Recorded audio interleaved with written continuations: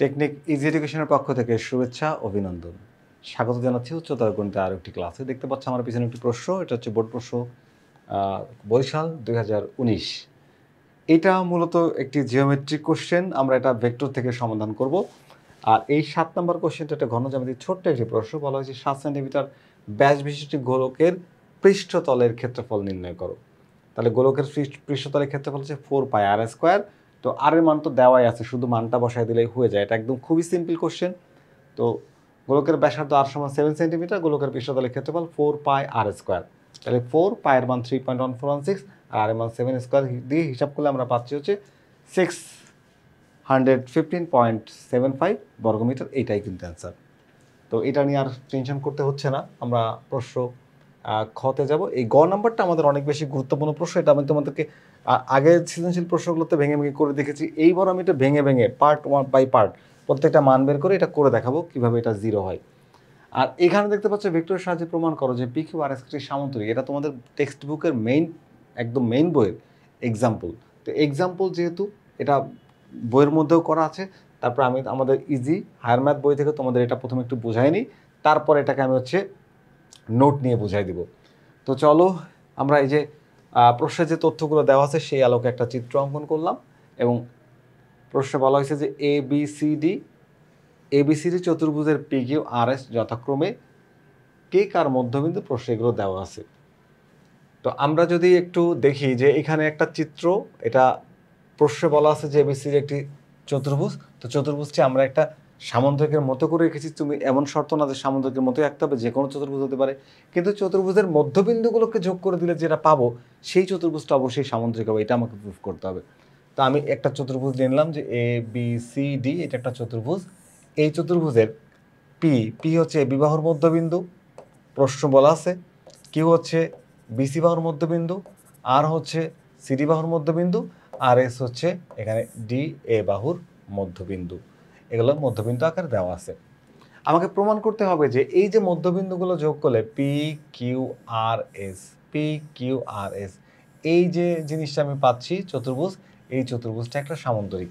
আচ্ছা, সামন্তরিক প্রমাণ করার জন্য কি দরকার বলো তো? সামন্তরিক প্রমাণের জন্য দরকার হচ্ছে বিপরীত বাহুটা সমান। বিপরীত বাহুটা সমান, আর ভেক্টরে বিপরীত বাহু সমান হলে সমান্তরাল হয়, সমান চিহ্ন থাকলে ভেক্টরের সমান্তরাল হয়। একটু বুঝাই। ধরো এই একটা বাহু হচ্ছে নিলাম, এটার একটা নামকরণ করি, মনে করো এটার নাম হচ্ছে এবি। আর এখানে আমি ছোট্ট একটা বাহু নিলাম, এর নাম মনে করো যে সিডি। তো এখানে আমরা এক্সাম্পল স্বরূপ এটাকে ধরলাম হচ্ছে 10 মিটার, এটার দৈর্ঘ্য ধরলাম 10 মিটার, আর এই সিডির দৈর্ঘ্য ধরলাম হচ্ছে 2 মিটার। এখন বলো তো, এরা কিন্তু সমান্তরাল, দুইটা বাহু কিন্তু সমান্তরাল, কিন্তু দৈর্ঘ্য কিন্তু সমান না। তাহলে সিডি সমান আমি কী লিখতে পারি? সিডি সমান লিখতে পারি হচ্ছে এখানে 2 মিটার, এখন 10 মিটার, কত গুণ বেশি? 5 গুণ বেশি। তার মানে আমরা 1/5 কি লিখতে পারি? এবি। অর্থাৎ সিডি হচ্ছে এবি এর 5 ভাগের 1 ভাগ। তো 5 ভাগের 1 ভাগের সমান মানে সমান্তরাল। দেখো 5 ভাগের 1 ভাগের সমান, সিডি এবি এর 5 ভাগের 1 ভাগের সমান, তাও কিন্তু সমান্তরাল। তার মানে ভেক্টরে আর যদি সিডি এবি এর সমান হয় তাহলে তো অবশ্যই সমান্তরাল। তাহলে আমরা প্রমাণ করতে চাই যে সমান হলেই কি হয়? সমান্তরাল হয়। এখন আমরা দেখি যে এইখানে যে আমরা চতুর্ভুজটা পাচ্ছি এর নাম হচ্ছে পি কিউ আর এস। তো পি কিউ আর এস যদি আমি এখানে এস আর সমান পি কিউ অথবা কিউ আর সমান এপি প্রমাণ করতে পারি, তাহলে ওটা সমান্তরাল হয়ে যাবে। আর সমান্তরাল হলেই, সমান হলে সমান্তরাল, আর সমান এবং সমান্তরাল হয় যদি অপোজিট বাহু বা অপোজিট সাইড, তাহলে সেটাকে সামান্তরিক বা প্যারালোগ্রাম বলা যায়। এখন তো মধ্যবিন্দু দেওয়া ছিল এ বি সি ডি চতুর্ভুজের পি কিউ আর এস যথাক্রমে A B B C C D এবং ডি এর মধ্যবিন্দু। তাহলে মধ্যবিন্দুগুলো যোগ করে দিলাম। এবার দেখো এ বি এই এ বি বাহুর সমান আমি ধরে নিলাম হচ্ছে এ বি সমান ধরলাম হচ্ছে এ ভেক্টর, আর এই বিসি সমান ধরলাম হচ্ছে বি ভেক্টর। এখানে সিডি সমান ধরলাম হচ্ছে সি ভেক্টর, আর ডি এ সমান ধরলাম হচ্ছে ডি ভেক্টর। এগুলো একটু ধরে নিলাম। এই যে এই কথা আমরা ধরি যে এই 4টা ভেক্টরের পরিচয় দিয়ে দিলাম। ওকে, এবার দেখো আমরা যদি একটু এখানে এই জায়গাতে তুমি যদি ত্রিভুজ সূত্রটা তোমাদের মনে আছে কিনা, আমি কিন্তু পড়াইছি তোমাদের। দেখো একটা ত্রিভুজকে ভালো করে দেখো, এইটা একটা ত্রিভুজ এ বি সি, এই এ বির ডিরেকশন আর বিসির ডিরেকশন যদি একই দিকে হয় তাহলে এই দুইটাকে যোগ করা যাবে। তাহলে এ বি প্লাস হলো BC, A B vector plus BC vector. তাহলে এখানকার এই দুইটার ডিরেকশন সেম এন্টি ক্লকওয়াইজ, আর অপোজিট ডিরেকশনে যেটা পাচ্ছি সেটা হচ্ছে তার লব্ধি বা যোগফল এসি। এটা হচ্ছে ভেক্টর ত্রিভুজ বিধি, যে দুইটাকে যোগ করবা তাদের যে দিক আর বিপরীত দিকে হচ্ছে তাদের যোগফল। তাহলে এখানে একটু খেয়াল করো, আমরা এখানে পি কিউ কোনটা, এই দেখো এই যে পি কিউ, দেখো এখানে একটা ত্রিভুজ হয়, কি হয় ত্রিভুজ। তাহলে পি বি আর বি কিউ, পি বি আর বি কিউ যোগ করলে পি কিউ লেখা যাবে, এখানে ত্রিভুজ বিধি অ্যাপ্লাই করা হয়েছে। কি অ্যাপ্লাই করা হয়েছে বলতো, ত্রিভুজ বিধি। এখন এই পি কার মধ্যবিন্দু, পি হচ্ছে এ বি এর মধ্যবিন্দু। পি যদি এ বি এর মধ্যবিন্দু হয় তাহলে পি বি সমান হাফ অফ এ বি লেখা যায়, এই যে লিখলাম হাফ অফ এ বি। ঠিক একই রকমভাবে কিউ হচ্ছে বিসি এর মধ্যবিন্দু, তাহলে বি কিউ এর পরিবর্তে হাফ অফ কি লেখা যায়, বিসি লেখা যায়। এই বি কিউ এর পরিবর্তে হাফ অফ বিসি লেখা যায়। তো এখন যদি আমরা এখান থেকে হাফটা কমন নিই, হাফটা কমন নিলে এ বি ভেক্টর প্লাস হচ্ছে বিসি ভেক্টর লেখা যাবে। এখন এ বি ভেক্টর সমান কি ধরছিলাম, এ বি সমান ধরছিলাম এ ভেক্টর, লিখলাম এ ভেক্টর, আর বিসি সমান কি ধরছিলাম ভেক্টর বি। তাহলে একটু যদি মনোযোগ দিই, আমরা এই ছোট্ট ত্রিভুজটাকে ধরে, এই যে ত্রিভুজটা দেখতে পাচ্ছ এই ত্রিভুজটাকে ধরে আমরা প্রুফ করছি কি, আমরা প্রুফ করছি হচ্ছে যে এই যে পি কিউ সমান half of vector A plus vector B. তাহলে এখানে আমার আরও কয়টা সাইড আছে, দেখো কয়টা সাইড আছে, এখানে সাইড হচ্ছে P Q, Q R S এবং এসপি। তাহলে এখানেও একটা ত্রিভুজ আছে, এখানেও তুমি এই সূত্র অ্যাপ্লাই করতে পারবা, এখানেও একটা ত্রিভুজ আছে এই সূত্র অ্যাপ্লাই করতে পারবা, এখানেও একটা ত্রিভুজ আছে এই সূত্র অ্যাপ্লাই করতে পারবা। সূত্র অ্যাপ্লাই করে তুমি দেখাতে পারবা যে অনুরূপভাবে যে কিউ আর সমান হচ্ছে half of B plus C, ওই যে বাহুটা থাকবে সেটাই, আর এস সমান হচ্ছে half of C plus D, আর এসপি সমান half of D plus A. কিন্তু কিন্তু একটু খেয়াল করো, এই চিত্রটাকে যদি আমরা আরেকবার একটু দেখি, একটু দেখো এখানকার এ বি সাইড আর এখানকার বিসি সাইড, মানে এটা এ ভেক্টর আর এটা হচ্ছে বি ভেক্টর। তাহলে এই যে ভেক্টরের দিক কিন্তু একই দিকে, দেখো এই যে ডিরেকশন দেখতে পাচ্ছ একই দিকে। তাহলে এই দুইটা ভেক্টরকে যদি আমি যোগ করি তাহলে এসি পাবো তাদের যোগফল, এসি কি পাবো তাদের যোগফল। তার মানে এ প্লাস বি ভেক্টর সমান তুমি লিখতে পারবো হচ্ছে এসি ভেক্টর, তাই তো। আচ্ছা এসি ভেক্টর লিখলাম, একটু খেয়াল করো। তার এই পাশে আবার সামুদ্রিকের এই দিকে দেখো সিডি ভেক্টর, সিডি ভেক্টর, আর এখানে হচ্ছে ডিএ ভেক্টর। যদি তুমি যোগ করো তাহলে এবার ডিরেকশন কিন্তু এই আদি বিন্দু থেকে অন্তবিন্দুর দিকে যাবে, তাহলে সি এ ভেক্টর হবে। তার মানে তুমি লিখবে হচ্ছে কি বলতো, এখানে হচ্ছে এটা হলো সি ভেক্টর আর এটা হচ্ছে ডি ভেক্টর, সমান সমান সি ভেক্টর প্লাস হচ্ছে তুমি ডি ভেক্টর লিখতে পারবা। এখন খেয়াল করো এই A B, A B A plus B, এটা হচ্ছে এ প্লাস বি ভেক্টর, আর এটা হচ্ছে তোমার C plus C vector plus হচ্ছে ডি ভেক্টর। তাহলে এইটা হচ্ছে আমরা পাচ্ছি কি এ থেকে সি এর দিকে এসি, তাহলে এটাকে লেখা যায় এসি ভেক্টর। আর এটাকে লেখা যায় কি সি প্লাস ডি, এটাকে যোগ করলে আমরা সি থেকে এর দিকে মানে এস সি এ ভেক্টর পাবো, সি এ ভেক্টর, সি থেকে এর দিকে ডিরেকশন। তো এই জায়গাতে আমরা কিন্তু যদি একটু দেখি, দেখো AB plus BC CD plus AC, এখানে দেখো এবি সমান কি, এবি সমান হচ্ছে এসি, আর সিডি সমান হচ্ছে সিএ, সিডি সমান কি সিএ, মাত্র যেটা তোমাদেরকে দেখাইলাম। এখন সিডি সমান যদি সিএ হয় তাহলে এইটা যদি আমি ডিরেকশন চেঞ্জ করতে চাই, এখন আছে সি থেকে এর দিকে ডিরেকশন, যদি আমি এইটাকে এ থেকে সি এর দিকে ডিরেকশন আনতে চাই তাহলে একটা মাইনাস দিতে হবে। কি করতে হবে, মাইনাস দিতে হবে। তাহলে এসি আর এসি কেটে দিলে কি হয়ে যায়, এই দেখো জিরো হয়ে যায়, জিরো হয়ে গেল। তাহলে আমি কি প্রুফ করলাম এখান থেকে, যে এইটাকে আমরা যদি A B plus A plus B, vector A plus vector B আর plus vector C plus vector D is equals to zero, যদি এটা জিরো হয়, একটু মনোযোগ দিয়ে খেয়াল করো, যে এ প্লাস বি আর হচ্ছে তোমার সি প্লাস ডি এই কয়টা ভেক্টরের সমষ্টি যদি হয় জিরো, তাহলে তুমি কি লিখতে পারো, এটাকে ওই পাশে পাঠিয়ে দাও, তাহলে vector A plus vector B is equals to, এটা প্লাস আছে ওই পাশে মাইনাস হয়ে যাবে, minus vector C plus vector D, এটা লেখা যায়, এটা কি লেখা যায়।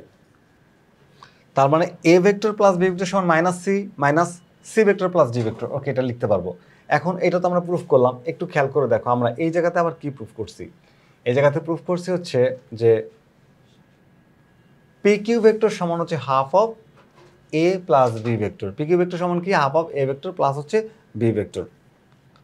তাহলে একটু দেখো এখানে এই যে এ প্লাস বি সমান, একটা তো আমরা প্রমাণ করেই দেখালাম, আর এখানে এই যে পি কিউ সমান half of A vector plus B vector, তাহলে একটা এইখানে হাফ অফ এই যে A vector plus B vector, এই A vector plus B vector সমান কী লেখা যায়, minus C vector plus D vector. এই যে এ প্লাস বি তুলে দিয়ে মাইনাস সিডি আর এই যে মাইনাসটা সামনে লিখে দিলাম।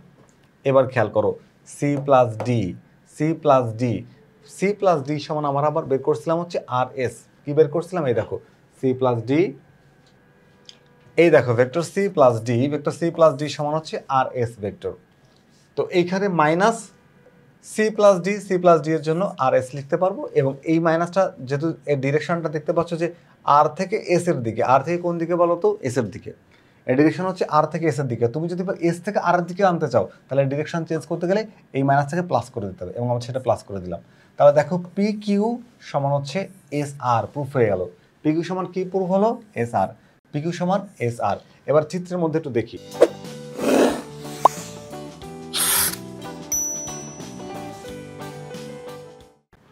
এই দেখো এই যে পি কিউ আর এই যে এস আর সমান প্রমাণ হলো। দুইটাকে আমরা কি প্রমাণ করছি, সমান। এখন একটু আগে তোমাদের শুরুতেই বলছিলাম যে ভেক্টরের সমান হলে সমান্তরাল হয়। সমান হলে কি হয়, সমান্তরাল হয়। দুইটা ভেক্টর সমান হয় তিনটা শর্তে। এক, এদের মান সমান হয়ে যায়। দুই, এদের ডিরেকশন অর্থাৎ দিক একই হয়। আর তিন, এদের ধারক রেখা একই হবে অথবা সমান্তরালে হবে। ধারক রেখা একই হবে অথবা সমান্তরাল হবে। তো এখানে দেখতেই পাচ্ছ যে পি কিউ আর এস আর, পি কিউ আর এস আর ধারক রেখা কিন্তু এক না। এক হলে এস আরটা পি কিউর উপরেই পড়তো। যেহেতু এদের ধারক রেখা এক নয় তাহলে কি, সমান্তরাল। তাহলে সমান এবং সমান্তরাল প্রমাণ হয়ে গেল।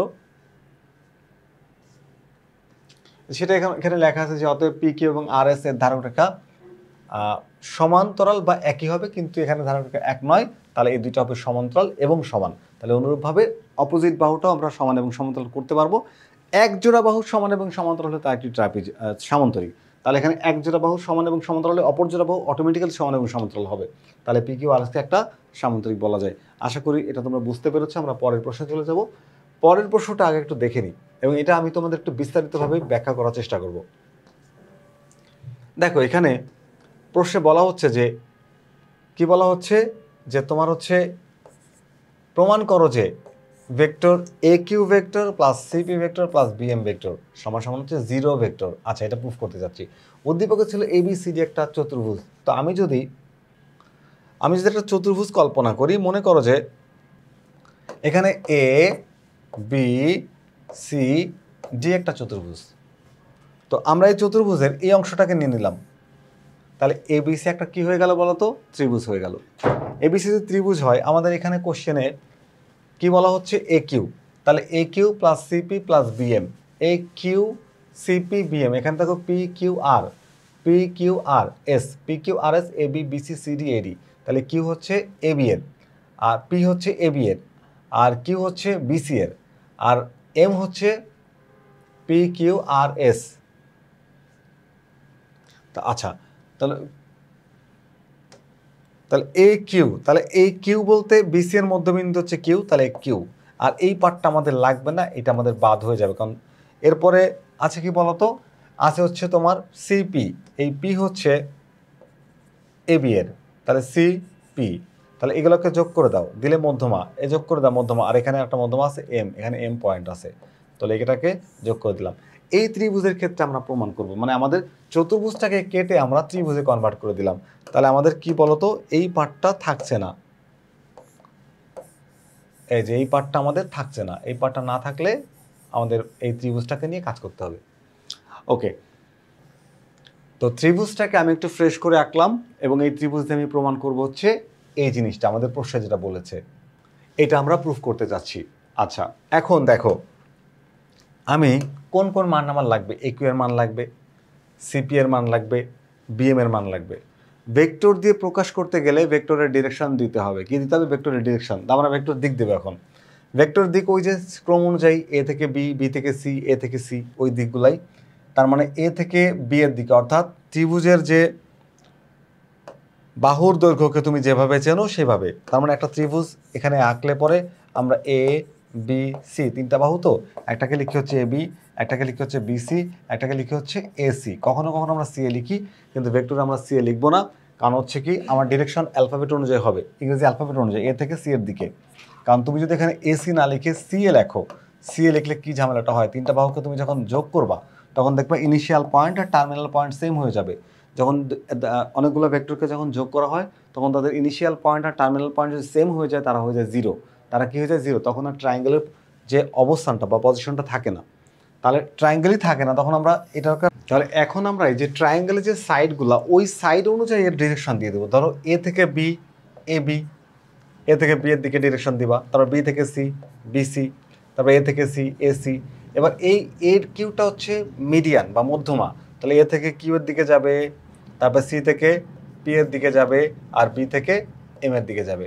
বি হচ্ছে শীর্ষবিন্দু, এখান থেকে বিপরীত বাহুর মধ্যবিন্দুর দিকে যাবে। আমরা এর দিকগুলো দিয়ে ফেলেছি। এখন আমরা বের করতে যাচ্ছি কিসের কিসের মান। দেখো এখানে আমাদের এই তিনটা মান বের করা প্রয়োজন, এ কিউ, সিপি, বিএম। তো এ কিউ এর মানটা যখন আমি বের করি, আমি শুধু প্রমাণটা তোমাদেরকে দেখাই। এ কিউ হচ্ছে এই যে কিউ এইটা। তো এই মানটা বের করার সময় আমাদের এই ত্রিভুজটার সহযোগিতা লাগবে। তো আমরা এই ত্রিভুজের সহযোগিতায় বা সাহায্যে আমরা এ কিউ এর মানটা বের করব। তো তুমি যদি এই ত্রিভুজটাকে ভালো করে অবজার্ভ করো, দেখবা যে এইখানকার যে direction A B R B Q, এই দুইটা ডিরেকশন সেম ইন্টিক্লকওয়াইজ, আর এখানে এ কিউ অপোজিট ডিরেকশনে। তো যদি আমি এখানে ট্রায়াঙ্গেল অ্যাপ্লাই করি তাহলে এই দুইটাকে যোগ করে এ বি প্লাস বি কিউ সমান এ কিউ লিখতে পারবো। তাহলে চলো এই ত্রিভুজের ক্ষেত্রে আমরা তোমার হচ্ছে ট্রায়াঙ্গেল লট অ্যাপ্লাই করে দিই। কোন ত্রিভুজের ক্ষেত্রে লিখবো হচ্ছে ত্রিভুজ এ বি কিউ এর ক্ষেত্রে প্রথমে লিখবো হচ্ছে এ বি ভেক্টর, এই যে এইটা। তারপরে লিখবো হচ্ছে বি কিউ ভেক্টর, তাহলে B Q vector is equals to লিখতে পারবো হচ্ছে এ কিউ ভেক্টর। কি লিখতে পারবা? এ কিউ ভেক্টর। ওকে, এখন আমার অ্যাকচুয়ালি মান দরকার হচ্ছে এ কিউ এর, তাহলে এ কিউটাকে রেখে দিই, লিখলাম হচ্ছে এ কিউ ভেক্টর। তাহলে এই দুইটাকে ওই পাশে পাঠাই দিই, তাহলে এ বি ভেক্টর প্লাস হচ্ছে বি কিউ ভেক্টর। একটু খেয়াল করো, এ বি কিউ, কিউ হচ্ছে বিসি এর মধ্যবিন্দু, কিউ কি বিসি এর মধ্যবিন্দু। তাহলে বি কিউ না লিখে এখানে আমরা লিখতে পারি কি বলতো, half of B C vector লিখতে পারি, বিসি ভেক্টর। এই যে জিনিসটা আমি তৈরি করলাম একটা সমীকরণ, এটাকে আমি নিলাম হচ্ছে 1 নম্বর সমীকরণ। 1 নম্বর সমীকরণ থাকলো। এবার আমরা 2 নম্বর সমীকরণ থেকে সিপি এর মান বের করবো। তো সিপি কই, সিপিকে খুঁজি চলো। সিপি খুঁজতে গেলে আমাকে যাইতে হবে হচ্ছে এইখানে, এই দেখো এই যেখানে সিপি। তো এই কোন ত্রিভুজে কানেক্টেড হচ্ছে এ সিপি ত্রিভুজে। এখানে খেয়াল করো, এ সির যে ডিরেকশন আর সি পির যে ডিরেকশন, এই ডিরেকশন সেম, আর এটা হচ্ছে অপোজিট ডিরেকশন। তাহলে এই দুইটাকে যোগ করলে আমি এপি লিখতে পারবো। কি লিখতে পারবো? তার মানে আমি লিখবো হচ্ছে vector A C plus vector CP সমান এপি। তার মানে কোন ত্রিভুজ নিব? ত্রিভুজ এ সিপি এর ক্ষেত্রে ভেক্টর এ সি, এই যে এইটা plus vector CP is equals two তুমি লিখতে পারবো হচ্ছে এপি। তো আমার আসলে কিসের মান দরকার? সিপিটাকে রেখে বাকিটাকে ওই পাশে পাঠিয়ে দাও। তাহলে সিপিটাকে যদি রেখে দিই তাহলে সিপি ভেক্টর থাকলো, আর এখান থেকে এপি আবার কি দেখো, পি হচ্ছে এবি এর মধ্যবিন্দু। এখানে পি দেখো কি, পি হচ্ছে এবি এর মধ্যবিন্দু। পি যদি এবি এর মধ্যবিন্দু হয় তাহলে এপি সমান তুমি লিখতে পারবা হাফ অফ এবি। কি লিখতে পারবা? Half of AB. তাহলে এইখানে আমরা লিখে দিলাম হচ্ছে হাফ অফ এবি ভেক্টর। আর এখানে সিপি রাখছিলাম, এসিকে তাহলে ওই পাশে পাঠিয়ে দাও, এসি মাইনাস হয়ে এই এসি মাইনাস হয়ে গেল। এটা হচ্ছে আমাদের 2 নম্বর সমীকরণ। এখন আমাদের 3 নম্বর সমীকরণটাও বের করতে হবে। আমরা এই চিত্রটাকে একটু নিচে নিয়ে যাব আমাদের বোঝার সুবিধার জন্য।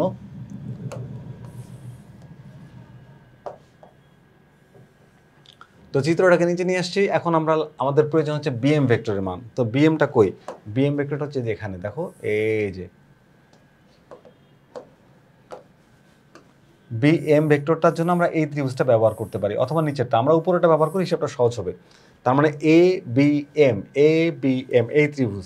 এই ত্রিভুজের মধ্যে আমরা লিখবো হচ্ছে ত্রিভুজ এ বি এম এর ক্ষেত্রে আমাদের কিসের মান দরকার?